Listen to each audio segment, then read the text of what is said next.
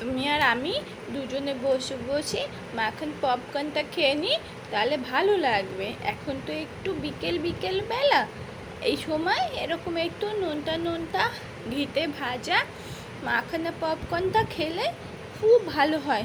একটা গোপাল দাদাকে খাই দাও তো বাবা।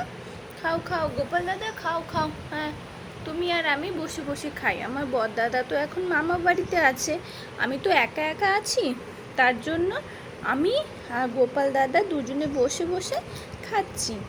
মা একটু রান্না করে দিয়েছে, আমরা খাই।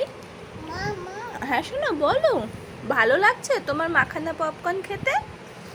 খাও তাহলে। হ্যাঁ, খেলে তুমি তাড়াতাড়ি হ্যাঁ হ্যাঁ পাপার জামা, ঠিক ঠিক, খাও। হ্যাঁ শোনো, ভালো মেয়ে তো তুমি। গোপাল ঠাকুর তুমিও খেয়ে নাও। কেন গরম? অল্প অল্প গরম। তোমার এখানে কোথায় ঘাও হয়েছিল ছোট? এখানে? ও সোনাটা হাত দিয়ে দেখাও তো কোথায়। ও বাবাটা, কত ঘা হয়ে গেছে ওখানে। খাও খাও গোপাল দাদা, খাও।